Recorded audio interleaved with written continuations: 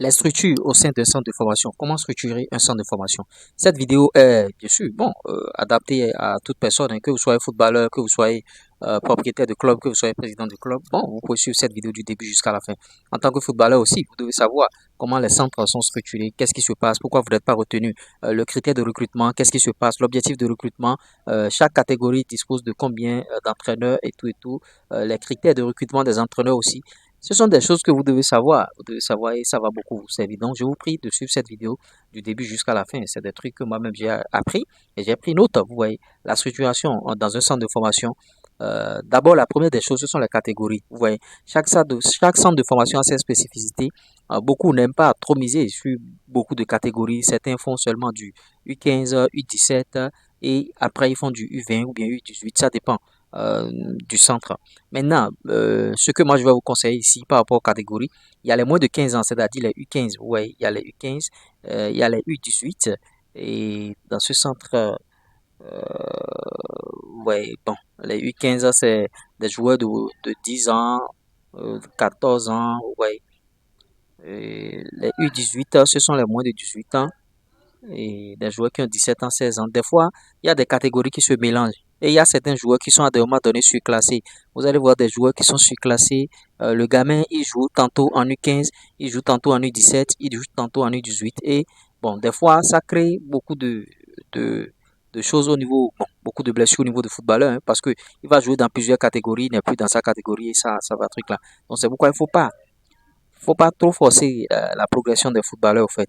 Donc, par rapport aux catégories, c'est ça. Mais moi, particulièrement, j'aime les catégories, euh, bon, U15. J'aime les U15. Si moi, je dois faire mon centre, je vais faire en U15, U17, parce que les cadets jouent les U17 et les U20.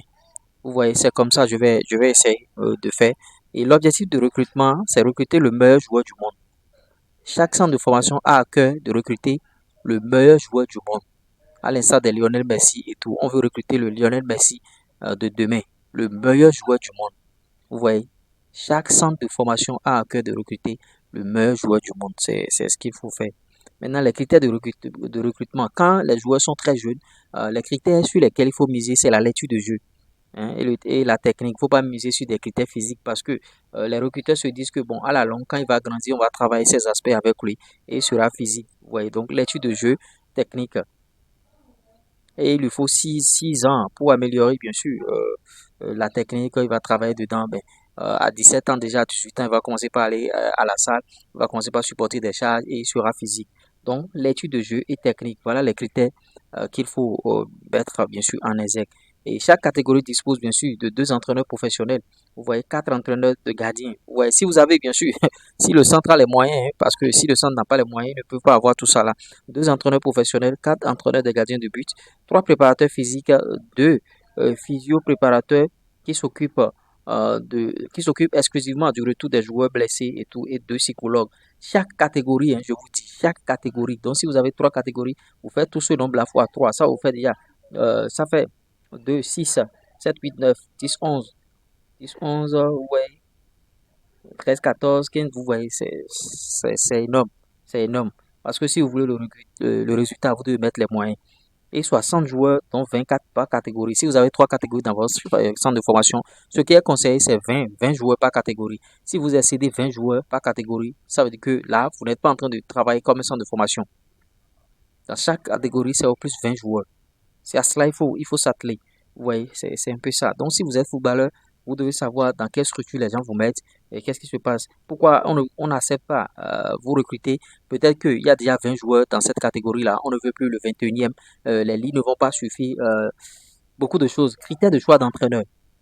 Capacité à lire et à comprendre le jeu et l'évolution des jeux. Exercice simple pour améliorer la lecture de jeu avant l'organisation collective du jeu. Il y a des exercices. Bon, vous voyez, dans les centres de formation, il ne faut pas prendre n'importe quel entraîneur. L'entraîneur doit savoir, il doit avoir les capacités pour lire la rencontre, comprendre le jeu, l'évolution. Par rapport à ce match-là, le match, on n'est pas en train de dominer le match. Quel système de jeu il faut mettre en place maintenant pour pouvoir contrecarrer l'adversaire? Maintenant, l'autre chose, les exercices qu'il faut mettre en place. Quand les joueurs sont jeunes, il y a des exercices qui vont permettre, bien sûr, de développer leur capacité cognitive, c'est-à-dire les exercices qui vont permettre de développer, bien sûr, leur QI, leur quotient intellectuel.